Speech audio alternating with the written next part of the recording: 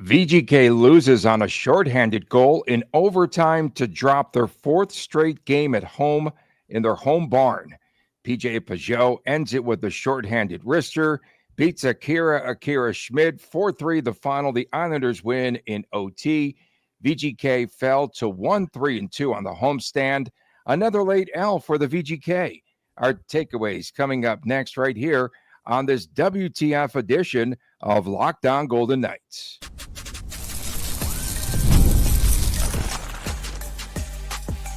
You're Locked On Golden Knights, your daily podcast on the Vegas Golden Knights, part of the Locked On Podcast Network, your team every day. Hi again, everyone, from Las Vegas, Tony Cardasco and Chris Golick. Welcome to Locked On Golden Knights, part of the Locked On Podcast Network, now the number one sports podcast network on the planet. I'm a longtime sportscaster, a marketing consultant, and the host of the Believe in Vegas podcast. And Chris is the owner of Silver State Cards and Sports and the host of the Hockey News Collectibles Show.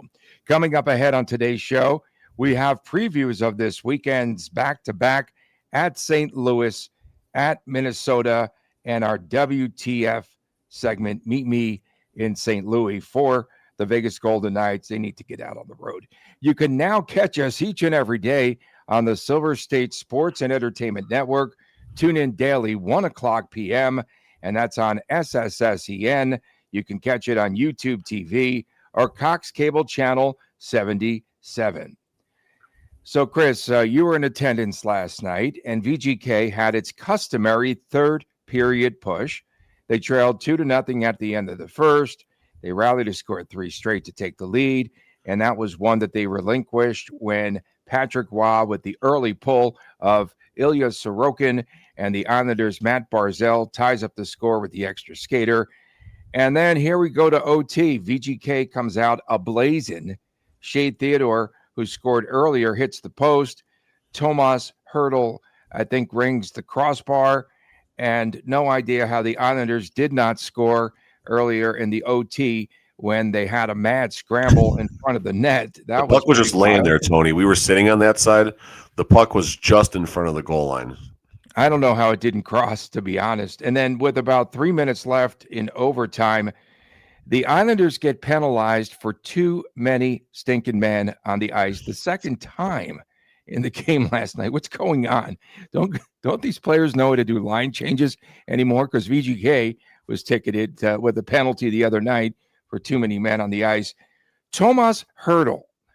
All you have to do is win that faceoff in your own end. But he doesn't, and then PJ Peugeot just takes off with the puck, puts the wrist shot past Akira Schmid, shorthanded. VGK gets a point, but they could have put this one away. Yeah, I mean, there's a ton to unpack from this game, and technically the last Islanders penalty was an unsuccessful line change, not too many men on the ice, because player jumped out too fast, and it was basically a designed situation where the player jumped out there knowing there's likely a penalty coming, but it was to disrupt a potential odd man rush. So, I mean, bad start for the Golden Knights. Sorokin stood on his head. Golden Knights had 22 high danger chances to the Islanders 9. That's the key takeaway, and I'll hit that a little harder in our WTF segment. But, you know, the process last night was pretty good. Process before results. And unfortunately, Schmid wasn't good. We're not going to say anything good about his game besides the fact that he did have a couple okay saves in the game, but definitely 2 of those 4 should not have gone in. I thought the first one was actually a little weak, but deflected off Jack's stick on the way in. So, but again, process before results. The defensive structure was pretty solid. Obviously, the offensive game was there, and it's just an unfortunate time for the Golden Knights to get out-goalied when they needed 2 points come hell or high water. They really did, but they do salvage 1 point. And, of course, they have games in hand in the Pacific, and they're still in the thick of things. So it's not time to abandon ship. It's not American Thanksgiving yet, Tony. Just say it. Exactly. Well, by American Christmas, I don't know where this team's going to be, however. Shea Theodore, first shot in 12 minutes for the VGK, scores his first goal of the season in the game. Tomas Hertl scores on the delayed penalty. The game gets tied up at 2 apiece. Then Riley Smith, I picked him to be one of our knights in shining armor, whatever in the world we do. Riley Smith was looking relieved after he scored that goal. He did. And even it's like, oh no, I just finally put one into the back of the net. And then they have a review for goalie interference. And so he's like, if he could finally breathe. Then, what were your thoughts on that play too? Brett Howden pushing Palmieri into Ilya Sorokin, but not enough. And Riley Smith's first goal, I might add, since October the 9th. You know, what a change from American Halloween to American Thanksgiving for the Vegas Golden Knights, if we're going to talk about American holidays here, apparently. So, yeah, I mean, listen, Patrick Waugh is a goalie, hot take, Golic, I know, but his goalie instincts came out right there. He put himself in Sorokin's skates for the moment and was pissed off that, sure, there's a little nudge, no doubt about that, but Sorokin was able to play the position. That's the easiest way to determine if there's goaltender interference, or if you go to the next level of a review, you start checking boxes. Was the goalie allowed to play his position? And the answer was yes. So that was a terrible review, and he put the game on a golden platter for the Golden Knights, who couldn't, unfortunately, convert that. Yes, Riley Smith got the flamingo off his back, and Shea Theodore bit the snake in its butt, I guess, last night. So snake bitten can be off, elephant off the back, can be out. But listen, Shea Theodore was good last night. Shea Theodore was really good last night. That was a very vintage Shea Theodore, hardworking, greasy goal from in tight where he dekes 3 players out of their skates. Agreed. And Shea Theodore was a post away from winning the game in overtime on just an incredible individual effort. So maybe Shea Theodore is back. Maybe. Boy, VGK they used to get the good fortune, right? In a lot of situations. You have So to earn the good fortune, Tony. You have to earn it. Emil Heineman, not Heineken, first goal for the Islanders after the 2-on-1 and Marner and Barbashev. And Sorokin might have blocked that shot or altered it wide, hits the post for Marner. And then on the other end, the Islanders come back, and then the Islanders score on the first power play. Guess who? Matthew Schaefer, who He's highlighted good. Yesterday. He's Sixth good. Goal of the season. And there's a lot of potential there. The player that Bruce Cassidy calls Brandon, not Braden Bowman.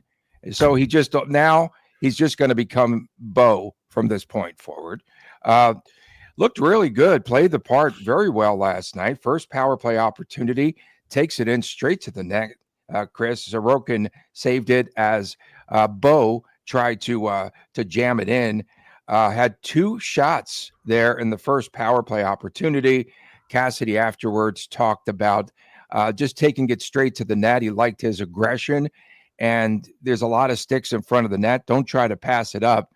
Just take it in. And he had a couple of really good opportunities there. What did you make of his play last night in his first appearance ever in the NHL? Real fast, I didn't get the gentleman's name. I had an Islanders fan next to me, and I gave him a heads up about the podcast. But we had just great hockey conversations all night. Did you tell him your name is Tony Cardasco? No, God, no. But it was a pleasure talking with you last night. If you are catching the show, thank you for being with us at the game, I guess, last night and checking out the show. So Bowman, power play, he was okay. I think Coach Cassidy definitely hit the nail on the head, kind of saying, listen, he's not Mark Stone. He's not going to be able to thread the needle on some passes, but he looked like an AHL player making his debut.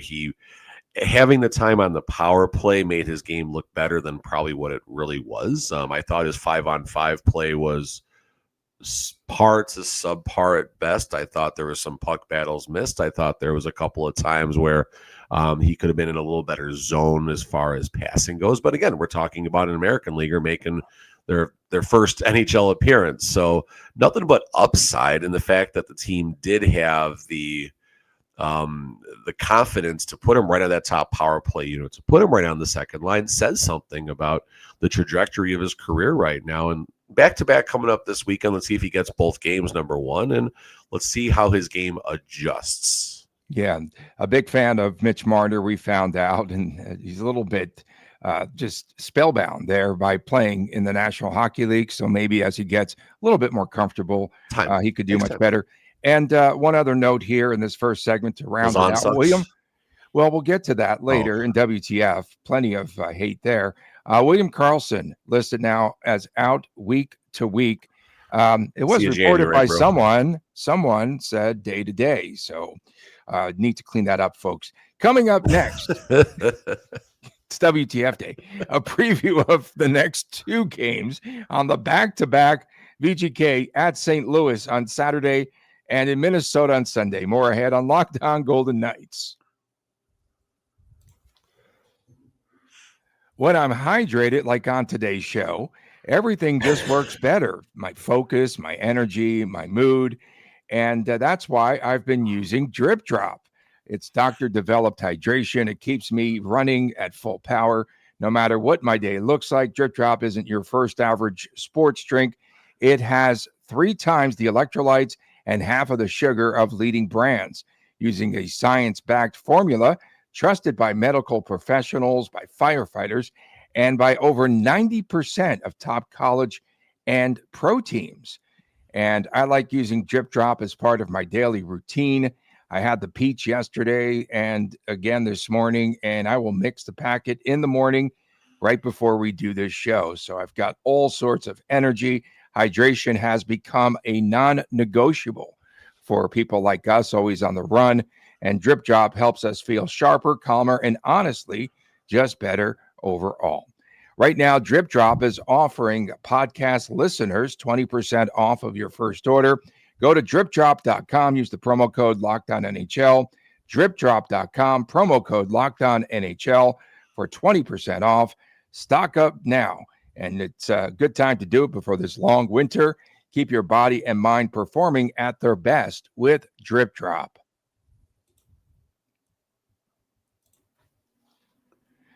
Thanks for making Locked On Golden Knights your first listen each and every day. For your second listen, please check out the all-new Locked On NHL Game Night. Every game, every night, until a Stanley Cup champion is crowned. Of course, VGK takes on the first end of this back-to-back, a struggling St. Louis Blues team. But first, the Blues, rigged, play against the Flyers on Friday night.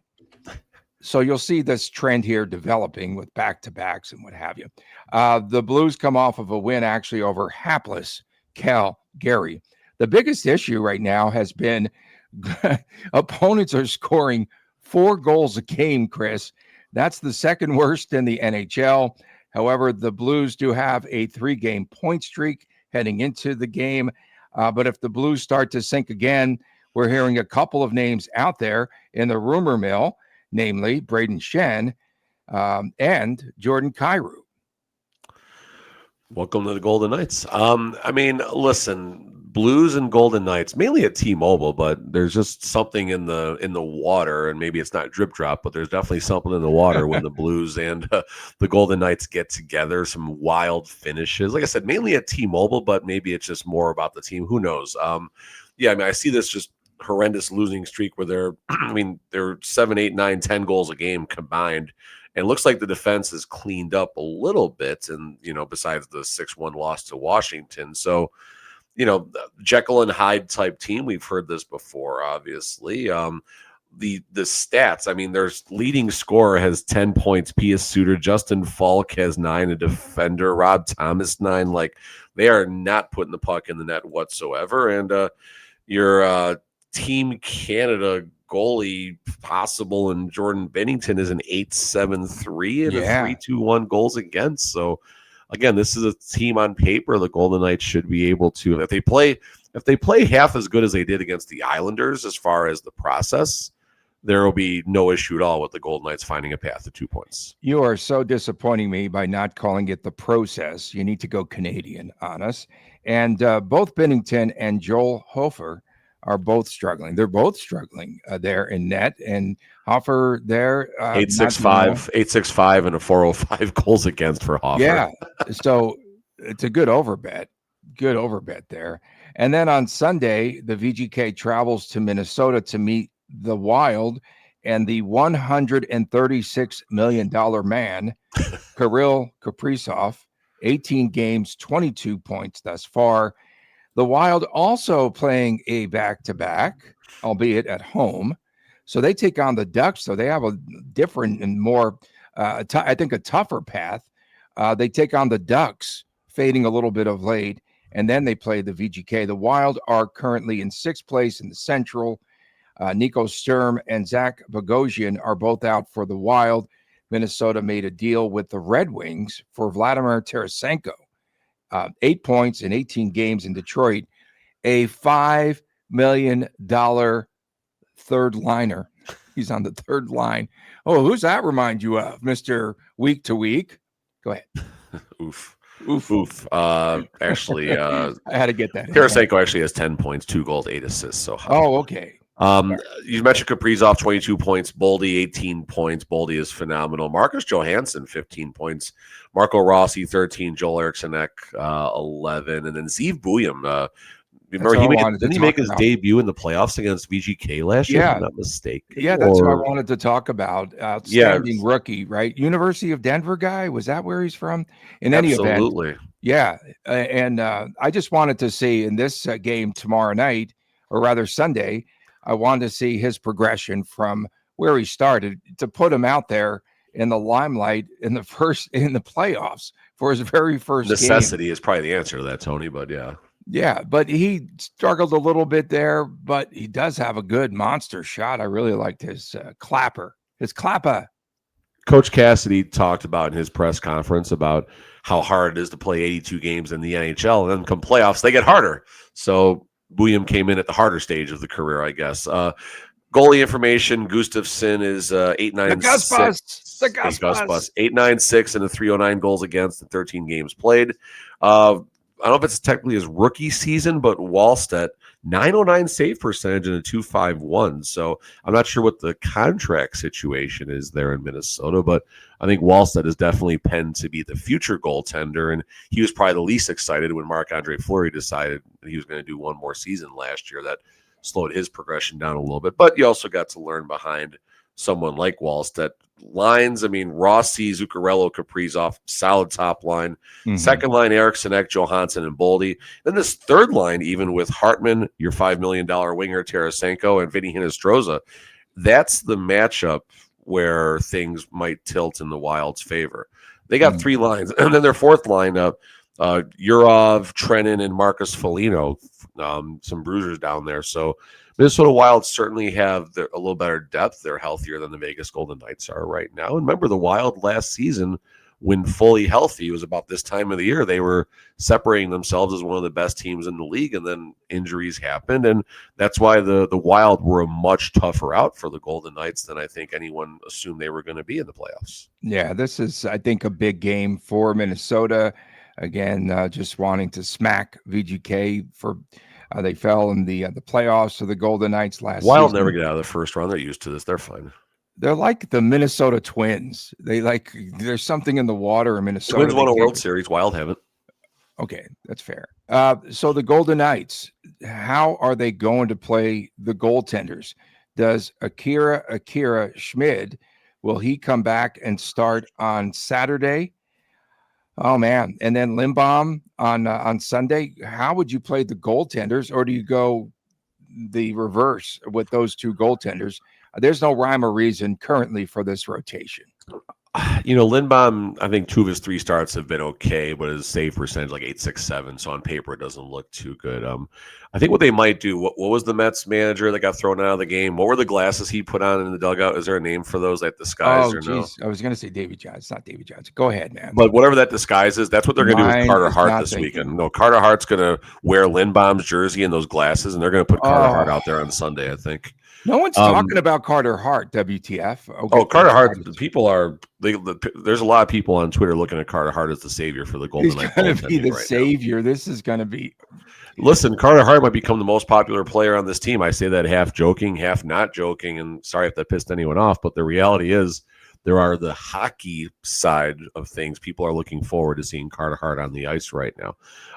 As far as how VGK manages the goalies, I think you give Schmid and it's not there's no layups. You got to win the hockey game, of course, but I think you go back with Schmid against the Blues, get his confidence back, get him right out there, get him back on the ice, and then hopefully Lindbaum can steal a game in Minnesota, beat the Blues. Beat the Blues. VGK has the Blues. Coming up next, Jeremy Lauzon has the Blues. We'll talk about it next. Right here. Over under 6 times his name hits in the next segment. Oh, it's going to go soaring over like NBA totals. Coming up next on Lockdown Golden Knights. Good tease. The NBA is so back, and there's no better place to get in on the action and bet those astronomical totals than at FanDuel, the official sports betting partner of the NBA.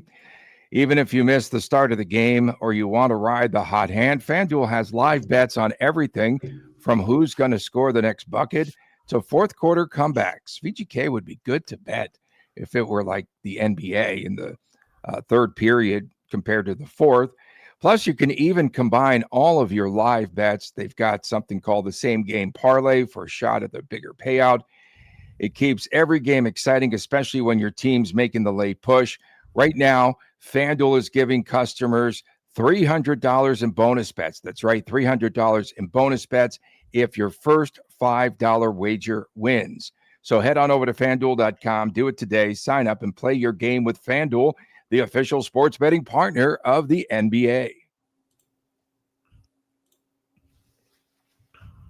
Welcome back on this edition of Lockdown Golden Knights. Tony Cardasco and Chris Golick reporting from Las Vegas. We appreciate you making us your first listen. Thanks so much for tuning in. Thank you. We appreciate you subscribing to our Lockdown Golden Knights YouTube channel. We are everywhere. We're ubiquitous. We are also on SSSEN daily at 1 o'clock. So I just want to start off on a like a tribute, somber type of a note with the death yesterday, the passing of Larry Brooks, the talented writer for the New York Post. And you could read his gems. Sundays were the day to check out his Sunday Slapshots column, which was just chock full of all sorts of information. And yesterday we saw the video circulating of Brooks and John Tortorella, where they got into it, and Torts asking him if he's ever been in a fight, and just back and forth. It was a vintage cut there, the video. And they took his credentials away after that. But a different side of, if you haven't had a chance to watch the clip of Tortorella on ESPN on Thursday night, the network paying tribute to Brooks, and it was so heartfelt. I gotta find that. From Tortorella. He said that he and Brooks would battle a lot, but the one thing that he could say is that Larry Brooks would show up at the rink every day. So it wasn't like one of these keyboard warriors like we see in today's world. Each and every day, he never avoided the rink. He never avoided confrontation. He always was true to his words, and he was accountable. And that's, I think, the best thing you could say. Really unbelievable tribute there by Torts. And Brooks was so passionate about the game of hockey. And our friend Molly Walker, who I've had on my radio show a couple of times, beautiful post yesterday, eulogy in the New York Post. Fans not only in New York, but everywhere are going to miss Larry Brooks. I couldn't, if you would have told me his name, I would not have been able to tell you who he is, but now I know, and I definitely want to watch what Tortorella had to say. I think that'd be a lot of fun to check that out. Oh, my goodness. It was a different side of Tortorella. Spoke to the family. He said he just had a ton of respect for Larry Brooks, but really well done. Well done. Yeah, no, definitely good stuff. Definitely want to check that out. Where do we start? I'll just start. WTF, Jeremy Lauzon. That's the WTF. You don't need to say anything else. Just say his name, and it draws venom from VGK fans right now. So Lauzon. I think I hit the 6.5 right there. Process before results. Last night's game, Golden Knights got out goalied. Sorokin was great. Schmid was mid at best. Terrible rhyme right there. But again, process before results. If the Golden Knights had finished this road trip with, let's say, if they were 3-1 and that made them 3-1-1, who cares? Goalie had a bad game, whatever, you move on, but that's not the reality. So you look at the game itself, process before results. If the Golden Knights continue this process, Tony, everything will be fine. WTF. Got a fun one from our friend of the program, Chris Condos here. Fire passion. The Comets never disappoint. It's not a fire and passion problem, nor is it a Coach Cassidy problem. The problem is simply the roster is too old in the NHL. The team cannot go 100% full steam ahead with the age that they have in the NHL. The cliff comes quickly, and when it comes, it's devastating. Vintage Condos right there. The team isn't good enough right now to worry about Tony's rigged factor.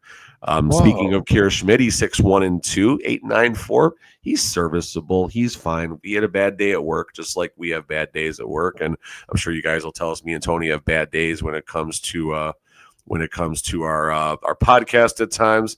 And then I'll end it with last WTF. The new Vegas Golden Knights pregame show is horrendous. It's not fun. It's not good. If it was not for what's the word the at the end when someone makes like a quick cameo, if it wasn't for the cameo at the end by a Vegas Golden Knights player along with the Golden Knight, it would be terrible. Golden Knights production team, you're better than this. Give us a battle on the ice. Let Lee Orchard do his thing. It's a lot more fun when there's two people fighting on the ice. WTF. If this continues for Jeremy Lauzon, he will break 100 penalty minutes, his career high, 98 a couple of years. Come on, let's break records. Let's go. Let's break some records. 2 100-point scores and 100 PIM guy. Oh, that's what this team is doing right now. Eron's WTF, Jeremy Lauzon, that's it. That's the WTF. Amy, go Knights go. WTF Lauzon, just that. Repeat over and over. This is like an endless streak. We get Lauzon penalty minutes in a game for a prop. We should have penalty minute props. How about Jackie Eichel? There are 4 shots on net in one sequence. There are 4 shots on net. So that went over. If this VGK losing streak continues, we could hear William Karlsson calling this another year wasted by American Thanksgiving. Remember, WTF, we need a line mate for Jack Eichel on the right wing. It's not working with anybody right now. With no one. I know. And he's hard to play with because he's so good. Remember after VGK bowed out of the playoffs, losing to Edmonton, all we heard about were all of these harsh conversations. Well, they're starting a lot sooner now.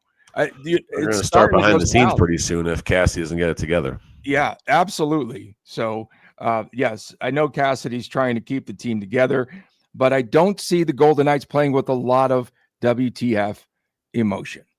We appreciate everyone tuning in.